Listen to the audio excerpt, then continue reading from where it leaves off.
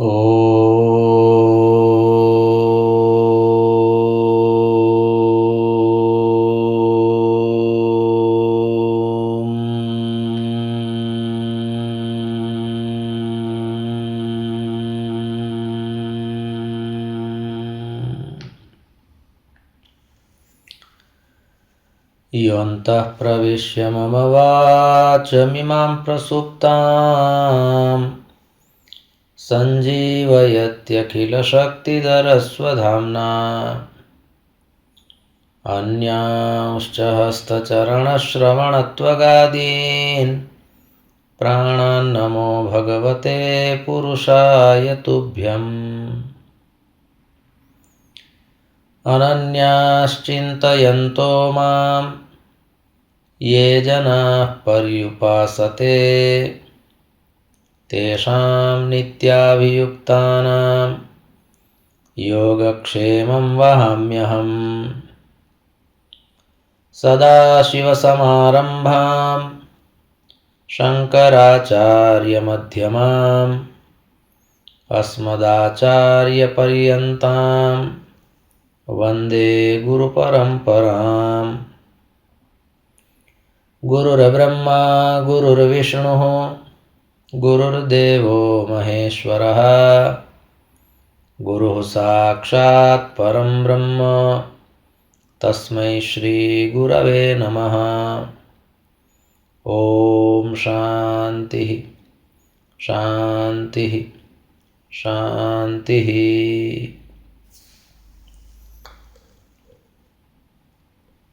परमश्रद्धेयाः परमपूज्याः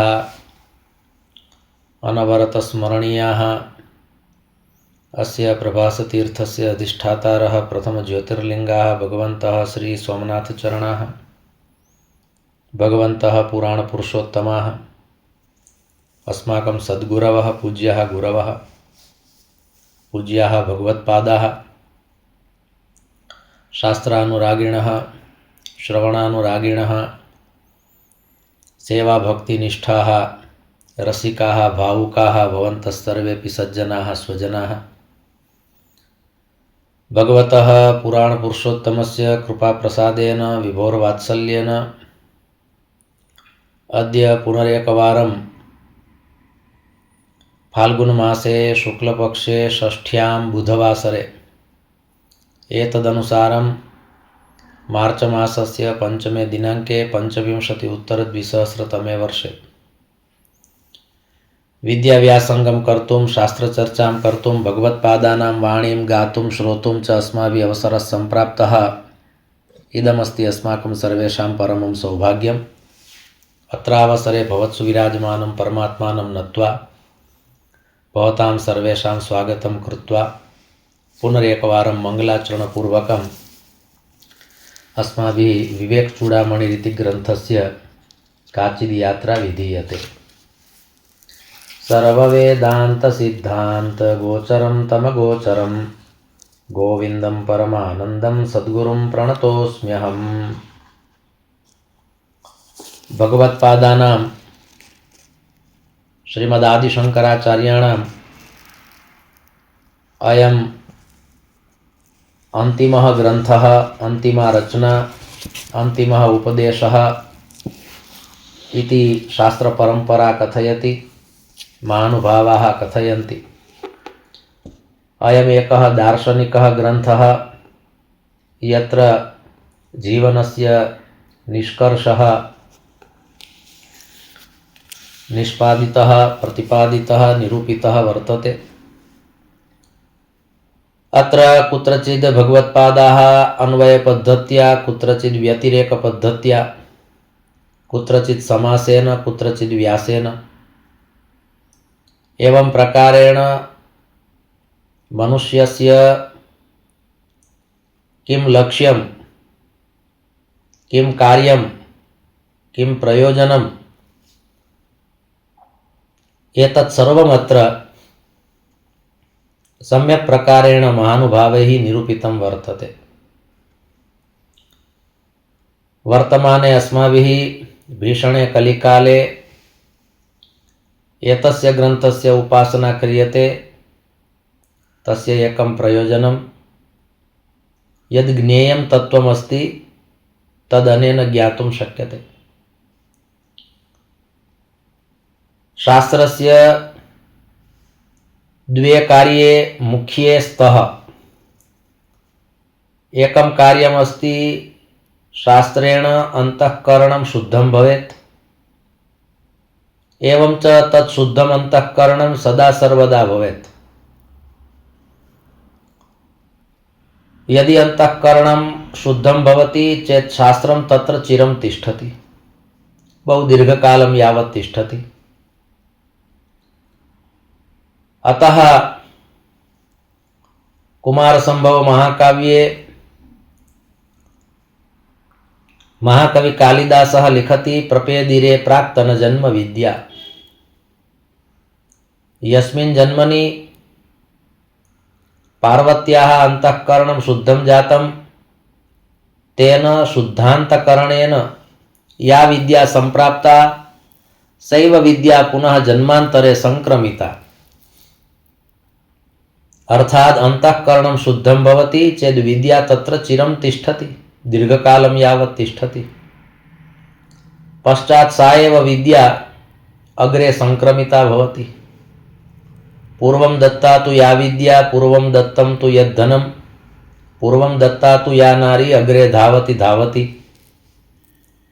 तर्हि एवं प्रकारेण अपि अत्र भगवत्पादाः अन्वयव्यतिरेकपद्धत्या दार्शनिकसिद्धान्तानां निरूपणं कुर्वन्ति। नेदं नेदं कल्पितत्वान्न सत्यं रज्जु दृष्टव्यालवत् स्वप्नवच्च इत्थं दृश्यं साधुयुक्ता व्यपोह्य ज्ञेयः पश्चादेकभावस्तयोर्यः। एतस्य पद्यस्य उपसंहारे अस्माभिः एतदेव ज्ञेयमस्ति यद् एतस्मिन् श्लोके भगवत्पादैः प्रोक्तं यद् एतत् सर्वं भ्रान्तिरूपं जगदस्ति। कुत्रचित् बाह्यजगति भ्रान्तिः अस्ति, भ्रमः अस्ति, कुत्रचित् आभ्यन्तरजगति भ्रमः अस्ति। रज्जौ सर्पाभासः इति बाह्यजगतः एकम् उदाहरणं दत्तं, स्वप्नवच्च इति आभ्यन्तरजगतः एकम् उदाहरणं प्रदत्तम्। आभ्यां द्वाभ्याम् उदाहरणाभ्याम् अस्माभिः ज्ञेयमस्ति यत् कोऽयं भ्रमः। यथा रज्जौ सर्पाभासः भवति तद्वत् कदाचित् संसारे अपि अस्माभिः भ्रमः सम्पाल्यते। वस्तुतः विश्वकर्मणा तद्भवनमेव तादृशं निर्मितमासीत् यस्मिन् भवने दुर्योधनोऽपि भ्रमितः जातः। जले स्थलं स्थले जलं, तद्भवनं तादृशं निर्मितमासीत्। महाभारतस्य अयं प्रसङ्गः वर्तते, भवन्तः जानन्ति। संसारेऽपि तथैव कदाचित् कदाचित् कुत्रचित् कुत्रचित् भ्रमः जायते। तेन कारणेन अत्र द्वे उदाहरणे प्रदत्ते। एकमस्ति रज्जुदृष्टव्यालवत्, अत्र व्याल नाम सर्पः, रज्जौ सर्पाभासः। उद्घाटितलोचनाभ्यां यदा भ्रमः भवति तदा रज्जौ सर्पाभासः इति उदाहरणं प्रदत्तम्। नेत्रे यदा निमीलिते भवतः वयं निद्रायां भवामः, निद्रायां च यदा वयं स्वप्नं विलोकयामः तस्मिन् समये एकः भ्रमः भवति, स्वप्नवच्च इति उक्तम्। अर्थात् स्वप्ने अस्माभिः यत्किमपि अवलोक्यते सा भ्रान्तिः, सा भ्रमः। भ्रमनिवारणाय कश्चित् उपदेष्टा आवश्यकः नास्ति। प्रातः जागरणे सति स्वयमेव बोधः भवति यद् मया रात्रौ निद्रायां यदनुभूतं तद् मिथ्या आसीत्, भ्रमः आसीत्, भ्रान्ति आसीत्। वस्तुतः विवेकचूडामणिरिति ग्रन्थस्य एकं तात्पर्यमस्ति जीवात्मपरमात्मनोः संसर्गः, ऐक्यम्, अद्वैतभावः। यावत्कालपर्यन्तं जीवः संसाराभिमुखः भवति तावत्कालपर्यन्तमेव तस्य संज्ञा जीवरूपेण वर्तते। किन्तु यदा अयं जीवः संसाराद् विमुखो भूत्वा परमात्मानं प्रति विभुं प्रति स्थिरो भवति पश्चात् अयम् एव जीवः अयम् आत्मा इति संज्ञया अवबोध्यते, ज्ञायते। अयम् आत्मा, यः अस्माभिः ज्ञातम्, अयम् आत्मा ब्रह्म। आत्मा इति संज्ञा कदा भवति? तर्हि यच्चाप्नोति यदा दत्ते यच्चात्ति विषयानिह यच्चास्य संततो भावः तस्मादात्मेति कीर्त्यते इति वायुपुराणे आत्मनः यल्लक्षणं प्रदत्तं तेन ज्ञानं भवति। तर्हि चिदानन्दरूपः शिवोऽहं शिवोऽहम् इति अस्माकं लक्ष्यमस्ति। तत्र च अन्वयपद्धतिः अस्ति। मनोबुद्धि अहंकार चित्तानि नाहम् इत्यत्र व्यतिरेकपद्धतिः अस्ति। तत्स्तोत्रं भगवत्पादानां श्रुत्वा अन्वयव्यतिरेकयोः परिचयः भवति। अत्र भगवत्पादाः पुनः आध्यात्मिकं चिन्तनम् अस्माकं दृढं भवेत्। तदर्थं यदेकं दृश्यं जगदस्ति, बाह्यं जगत् यदस्ति तस्य अनुभवः भिन्नः। अतः अत्र द्वौ शब्दौ स्तः। एकः शब्दः अस्ति अनुभवः, द्वितीयः शब्दः अस्ति अनुभूतिः। को भेदः एतयोर्द्वयोर्मध्ये? तर्हि बाह्यजगति अनुभवः भवति, आभ्यन्तरजगति अनुभूतिः भवति। उद्घाटितलोचनाभ्याम् अनुभवः भवति, निमीलितलोचनाभ्याम् अनुभूतिः भवति। व्यवहारेण अनुभवः भवति, अध्यात्मेन अनुभूतिः भवति। एवमेव जीवनयापनेन अनुभवः भवन्ति, किन्तु भगवत् कृपाप्रसादेन गुरोरनुग्रहेण काचिद् विशिष्टा विलक्षणा अनुभूतिः भवति। भगवत्पादाः कथयन्ति यदिदं जीवनम् अनुभूत्यै अस्ति न तु अनुभवाय। अनुभवाः स्वतः एव भवन्ति, अनुभूतिः कृपाप्रसादेन भवति।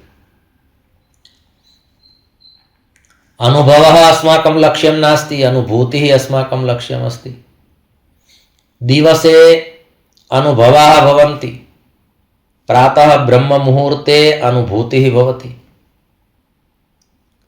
तर्हि एवं प्रकारेण अध्यात्मपरम्परायां यद्दृश्यं जगदस्ति तत्र अनुभवाः भवन्ति। वैचारिकी सृष्टिः यत्र भवति तत्र अनुभवाः भवन्ति। निर्विचारात्मिका स्थितिः इति अनुभूतिः वर्तते। तर्हि एवं प्रकारेण अस्माभिः एतयोः द्वयोः तुलना क्रियते। तुलना नाम कः अनुभवः, का अनुभूतिः। तर्हि अस्माकं यदेकं शुद्धं चैतन्यम् अस्ति तत् शुद्धं चैतन्यम् एतस्मिन्नेव अधिष्ठाने अस्माभिः ज्ञेयमस्ति। अहमेकमेवास्मि, अहं ब्रह्मास्मि। एतस्य वाक्यस्य अनुभवः कर्तव्यः न भवति, अनुभूतिः कर्तव्या भवति। स्थूलेन देहेन भवति अनुभवः, आत्मना भवति अनुभूतिः। तर्हि एवं प्रकारेण बहूनि सोपानानि सन्ति। अनुभवः अर्थात् किम्, अनुभूतिः अर्थात् का। अस्यामेव परम्परायां पुनः भगवत्पादाः अग्रे कथयन्ति ततस्तुतौ लक्षणया सुलक्ष्यौ तयोरखण्डैकरसत्त्वसिद्धये नालं जहत्या न तथा जहत्या किन्तु उभयार्थात्मिकयैव भाव्यम्। आदौ एतस्य श्लोकस्य अस्माभिः पदच्छेदः क्रियते। ततः तु तौ लक्षणया सुलक्ष्यौ तयोः अखंड एक रसत्वसिद्धये न अलम जहत्या न तथा अजहत्या किंतु उभयार्थात्मिका एव भाव्यम् इति पदच्छेदः। तर्हि एतस्य श्लोकस्य पुनः तात्पर्यं किम्? यः कोऽपि श्लोकः भवति तस्य श्लोकस्य कश्चिदेकः शब्दार्थः भवति, कश्चिदेकः भावार्थः भवति, कश्चिदेकः विशिष्टार्थः भवति, कश्चिदेकः ध्वन्यर्थः भवति, कश्चिदेकः प्रतीयमानार्थः भवति, कश्चिदेकः तात्पर्यार्थः भवति। तात्पर्यार्थोऽपि केषुचित् इति साहित्यशास्त्रपरम्परायाम् उक्तम्। कश्चिदेकः प्रतीयमानार्थः भवति। प्रतीयमानं पुनरन्यदेव वस्त्वस्ति वाणीषु महाकवीनां यत्तत् प्रसिद्धावयवातिरिक्तं विभाति लावण्यमिवाङ्गनासु। तर्हि प्रतीयमानार्थः भवति, कुत्रचित् कुत्रचित् अभिधा भवति, कुत्रचित् लक्षणा भवति, कुत्रचित् व्यञ्जना भवति।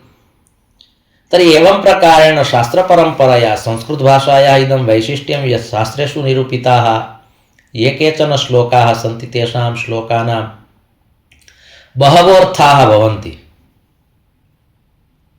तर्हि अत्र पुनः भगवत्पादाः साहित्यशास्त्रस्य या एका परम्परा वर्तते अर्थविषये तत्र एकः अर्थः भवति लक्ष्यार्थः, एकः भवति अभिधार्थः, एकः भवति लक्ष्यार्थः, अपरः भवति व्यञ्जनार्थः, व्यङ्ग्यार्थः। तर्हि अभिधा लक्षणा व्यञ्जना इति शब्दस्य तिस्रः शक्तयः सन्ति। अत्र भगवत्पादैः प्रोक्तं वर्तते जहल्लक्षणा अजहल्लक्षणा। यदि भवन्तः साहित्यशास्त्रं जानन्ति चेत् तत्र आचार्य मम्मटः इति एकः काव्यप्रकाशस्य रचयिता वर्तते। सः महापुरुषः कथयति यद् लक्षणायाः मुख्यौ द्वौ प्रकारौ स्तः। एकः प्रकारः अस्ति शुद्धा लक्षणा, द्वितीयः प्रकारः अस्ति गौणी लक्षणा।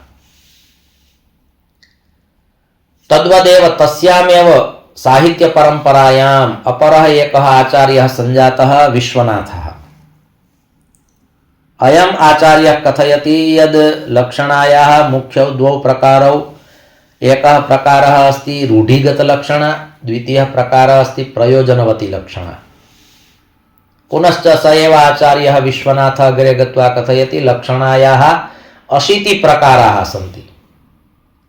गंगायां घोषः इति तत्र प्रसिद्धम् एकम् उदाहरणं प्रदत्तं वर्तते। अत्रापि काचित् लक्षणायाः चर्चा अस्ति, किन्तु अत्र जहल्लक्षणा अजहल्लक्षणा इति लक्षणायाः अत्र द्वौ प्रकारौ भगवत्पादैः निरूपितौ स्तः। किं तात्पर्यम् एतस्याः लक्षणायाः, किं ज्ञेयम् अनेन? तर्हि तद् ज्ञातुम् अत्र अस्माभिः नम्रः प्रयासः क्रियते। तर्हि अत्र द्वौ जीवात्मनौ स्तः। एकः अस्ति जीवः, द्वितीयः अस्ति आत्मा वा ईश्वरः। जीवात्मपरमात्मनोः अत्र काचित् चर्चा वर्तते। दार्शनिकग्रन्थे यदा द्वयोः चर्चा भवति इति यदा यदा आगच्छति तदा तदा प्रायः एकः जीवात्मा भवति, द्वितीयः परमात्मा भवति, वा एकः जीवः भवति, द्वितीयः आत्मा भवति। एतयोः द्वयोः एव संगतिः कर्तव्या भवति। तर्हि एतयोः एकत्वसिद्ध्यै भगवत्पादैः इदं पद्यं निरूपितं वर्तते, किन्तु अत्र लक्ष्यार्थस्य आवश्यकता भवति। लक्ष्यार्थः लक्षणया शक्त्या यः अर्थः स्वीकर्तव्यः भवति सा लक्षणा सः लक्ष्यार्थः। तर्हि अत्र पुनः उक्तं सावधानेन उक्तं वर्तते, अतः अस्माभिः सावधानेन एतत् श्रोतव्यं भवति। पुराणस्य इदं वचनमस्ति, सावधानतया शृणु।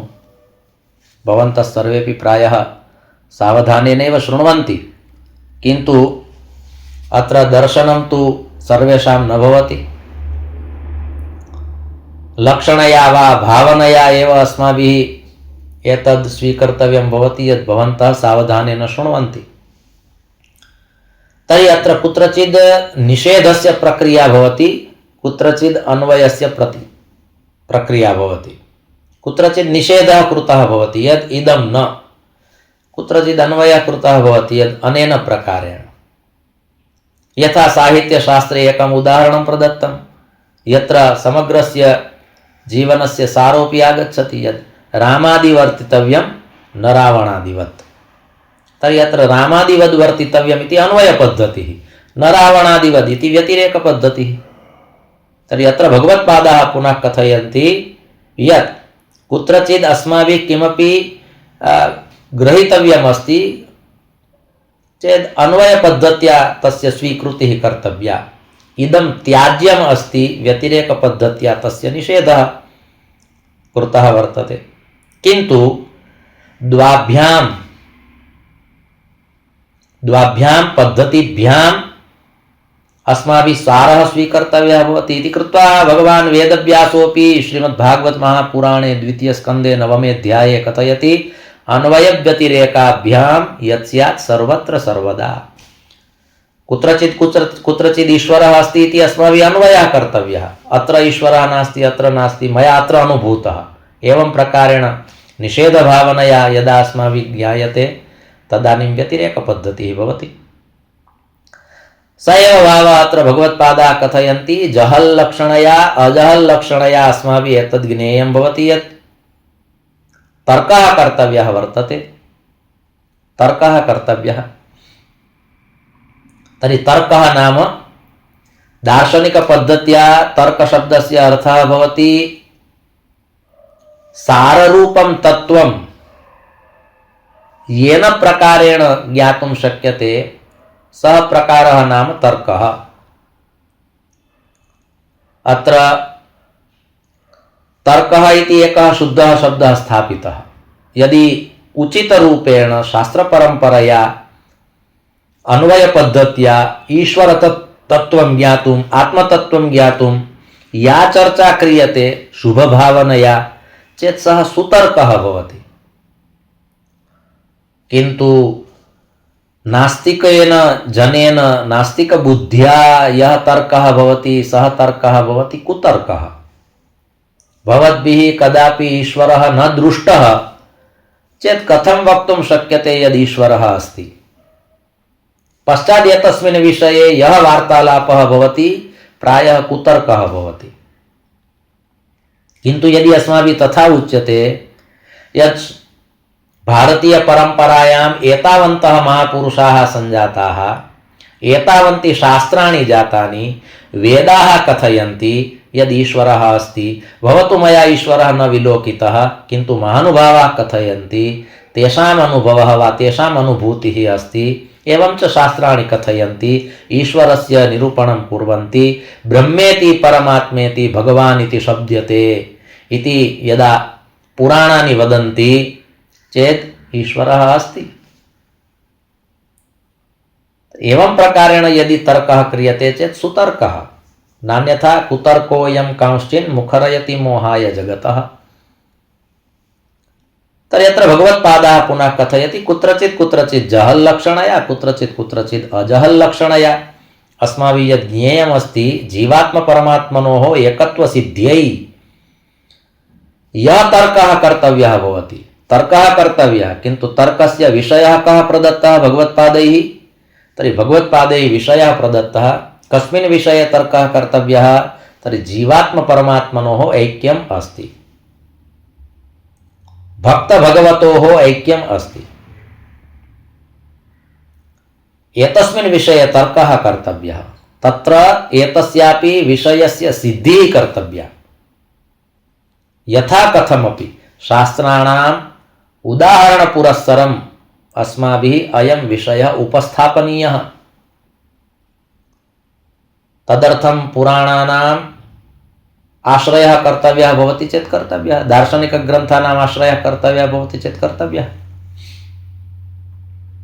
वेदा श्रीकृष्णवाक्यानि ब्रह्मसूत्राणि चैव हि समाधिभाषा व्यासस्य प्रमाणं तच्चतुष्टयम्।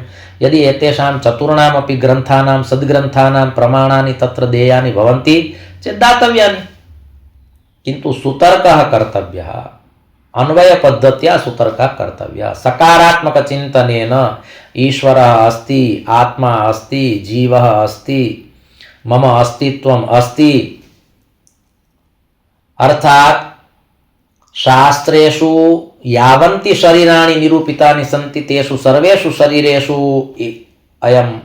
इदं शरीरं श्रेष्ठम् अस्ति इति यद् निरूपितं, मानवशरीरं निरूपितं श्रेष्ठरूपेण, श्रेष्ठशरीररूपेण निरूपितं चेदस्माभिः स्वीकर्तव्यं भवति।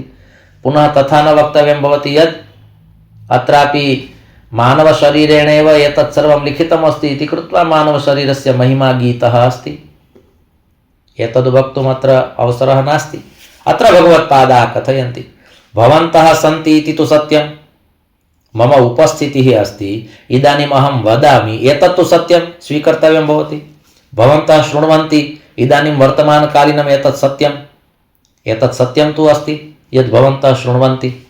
कश्चिदेकः वदति, बहवः जनाः शृण्वन्ति, एतत्तु सत्यम्, आम् तर्हि स्वीकृतम्। कुत्रचित् कुत्रचित् यदेकं तत्त्वम् अस्माभिः स्वीकर्तव्यं भवति चेत् तत् तत्त्वमस्ति परमतत्त्वम्, ईश्वरीयतत्त्वं, भगवत्तत्त्वम्, आत्मतत्त्वम्। ममैवांशो जीवलोके जीवभूतः सनातनः इत्यस्य अस्माभिः अनुभूतिः कर्तव्या वर्तते। अनुभवः न भवति एतस्य विषयस्य, अनुभूतिः भवति। अध्यात्मपरम्परायाम् अनुभूतिः भवति, व्यावहारिकपरम्परायाम् अनुभवः भवति। पुनरेकवारं, तर्हि यत् परमं चरमं तत्त्वमस्ति, यत् परमं चरमं लक्ष्यमस्ति, तत् लक्ष्यं साधयितुं, तत् लक्ष्यं प्राप्तुम् अयं दार्शनिकग्रन्थः वर्तते। एतस्य ग्रन्थस्य तात्पर्यं किं? तर्हि इदमेव तात्पर्यं यत् परमतत्त्वस्य अनुभूतिर्भवतु। आदौ तस्य परिचयः आवश्यकः, परिचयेन विना प्रीतिर्न भवति इति तु निश्चितं वर्तते। यदि परिचयः भवति चेत् प्रीतिः भवति, विना परिचयं प्रीतिः न भवति। तर्हि ईश्वरः अस्ति, तस्य सत्ता अस्माभिः स्वीकर्तव्या भवति इति कृत्वा ईश्वरः अस्ति इत्यत्र अस् धातु वर्तते।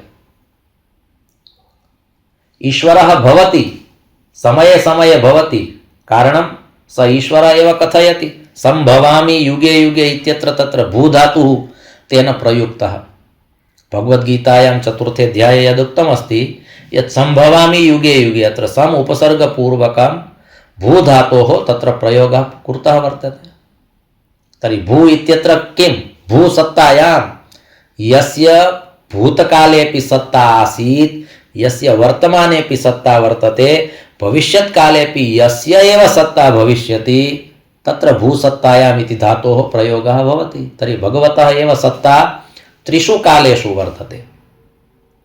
सत्यव्रतं, सत्यपरं, त्रिसत्यम्।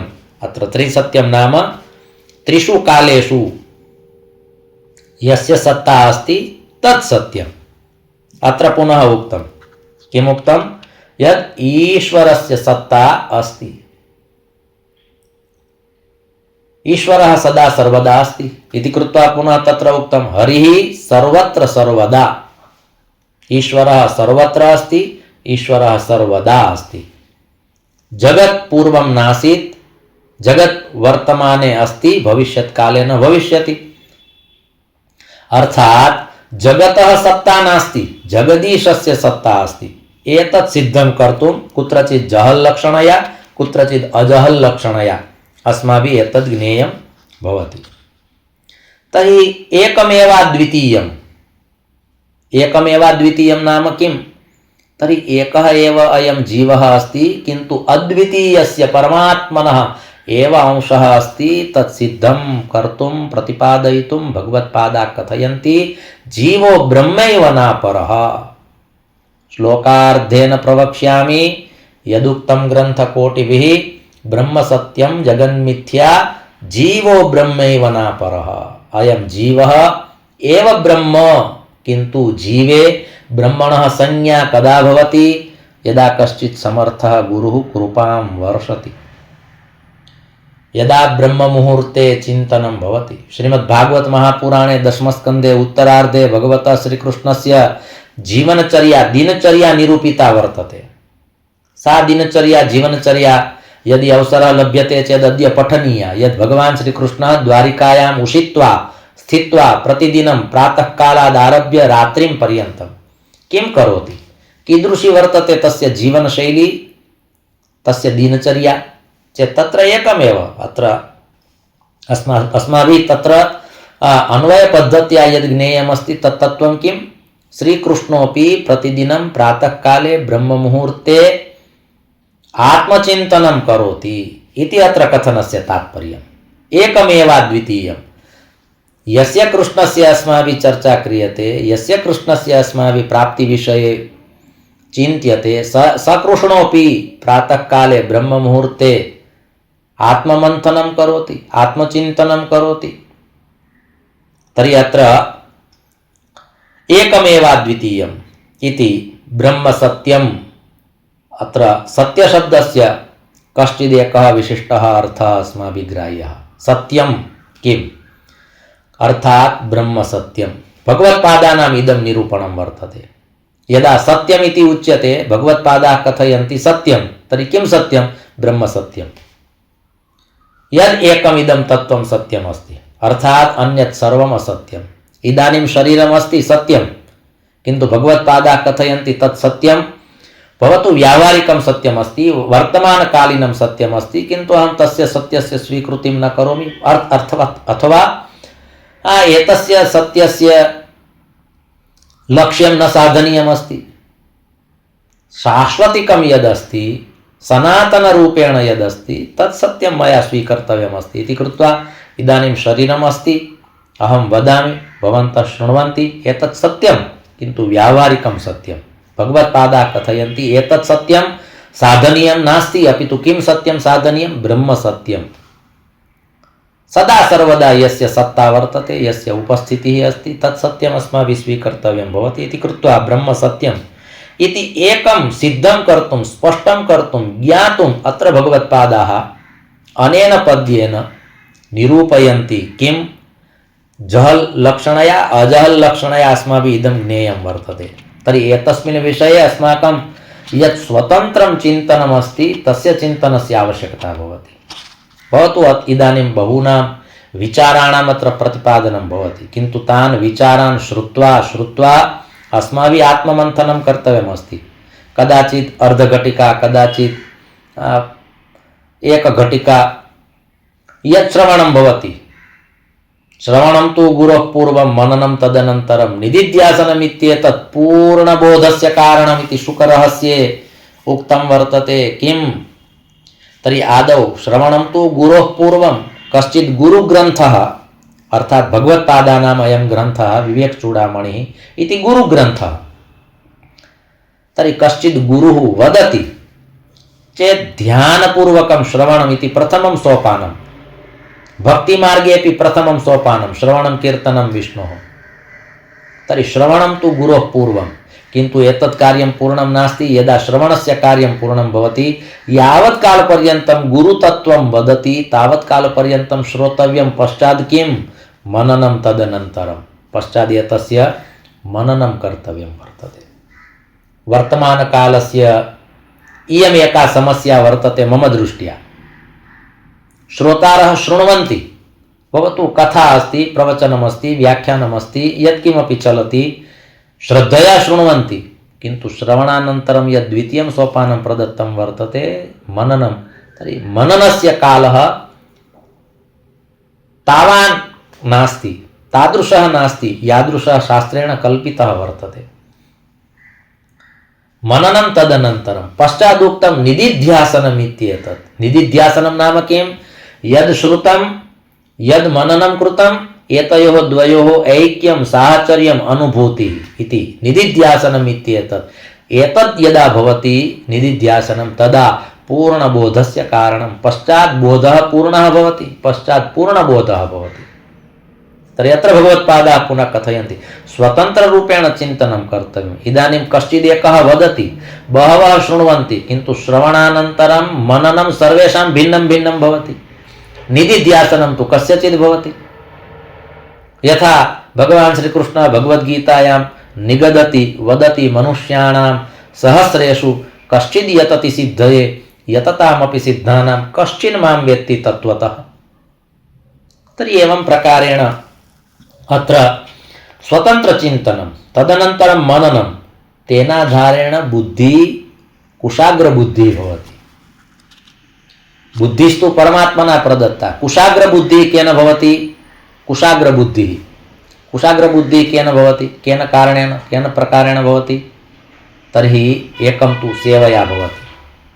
यदा कश्चित् एकः सच्छिष्यः सच्छात्रः गुरोः सेवां करोति। श्रीमद्भागवत महापुराणे सप्तमस्कन्धे प्रह्लादः कथयति, मतिश्च पुंसो वयसार्य सेवया। अत्र मतिः शब्दः प्रयुक्तः, कुत्रचित् पाठान्तरमपि वर्तते, तत्र बुद्धिशब्दः प्रयुक्तः अस्ति। किन्तु जन्मना अस्माभिः बुद्धिः सम्प्राप्ता, किन्तु सा एव बुद्धिः अग्रे गत्वा मतिः भवति। कदा मतिः भवति? वयसार्य सेवया, आर्य सेवया, श्रेष्ठ पुरुषाणां आर्य पुरुषाणां सद्ग्रन्थानां उपासनया इयं बुद्धिः मतिः भवति वा कुशाग्र बुद्धिः भवति। तर्हि अत्र पुनः उक्तं मननं, मननेन कुशाग्र बुद्धिः भवति। एकं सेवया कुशाग्र बुद्धिः भवति, भगवतः कृपा प्रसादेन कुशाग्र बुद्धिः भवति। बुद्धिस्तु सर्वेषां पार्श्वे वर्तते। यदा कश्चिदेकः कुक्कुरः बुभुक्षितः भवति चेत् सः कुक्कुरोऽपि जानाति यदि अहम् अत्र गमिष्यामि वा कुत्रचित् गमिष्यामि चेदहं भोजनं प्राप्स्यामि चेत् सः कुक्कुरः तत्र गच्छति, स्वबुद्ध्या एव गच्छति यदत्र भोजनं लप्स्यते। किन्तु अत्र शास्त्रे तादृश्याः बुद्धेः चर्चा न कृता वर्तते। कीदृशी बुद्धिः? मननपूर्णा बुद्धिः, मननात्मिका बुद्धिः इति उक्तं वर्तते। तर्हि अत्र भगवत्पादाः कथयन्ति यत् शनैः शनैः अस्माभिः देहस्य निषेधः कर्तव्यः वर्तते, शनैः शनैः बुद्ध्याः अपि निषेधः कर्तव्यः वर्तते, एवं च मनसः अपि निषेधः कर्तव्यः वर्तते चेत् आत्मतत्त्वस्य सोपानम् आगमिष्यति। आत्मतत्त्वस्य सोपानम् आगमिष्यति। श्रीमद्भगवद्गीतायां भगवान् पुनः कथयति, किं कथयति? यद् इदम् आत्मतत्त्वमेव सर्वोपरि अस्ति, श्रेष्ठमस्ति।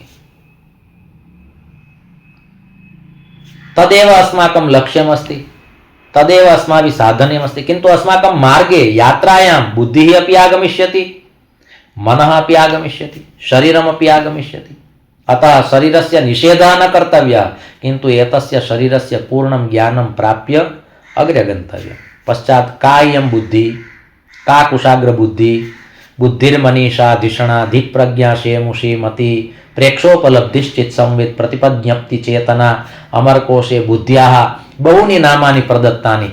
सर्वेषामपि नाम्नां कश्चिदेकः विशिष्टार्थः भवति। तान् अर्थान् ज्ञात्वा ज्ञात्वा पुनः अग्रे गन्तव्यमस्ति। बुद्धिः एव अस्माकं लक्ष्यं नास्ति, तत्र न स्थातव्यम्, अग्रे गन्तव्यं। किं मनः? चित्तं तु चेतो स्वान्तं हृन्मानसं मनः।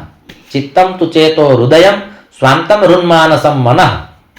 तर्हि मनसः विविधानि नामानि प्रदत्तानि सन्ति, तानि नामानि ज्ञात्वा पुनः अग्रे गन्तव्यं। पश्चात् क्रमेण एतानि सर्वाणि तत्त्वानि ज्ञात्वा ज्ञात्वा किं शरीरं तद् ज्ञातं, इंद्रियाणि पराण्याहुः इंद्रियेभ्यः परं मनः मनसस्तु परा बुद्धिः यो बुद्धे परतस्तु सः इति भगवद्गीतायां भगवान् निगदति।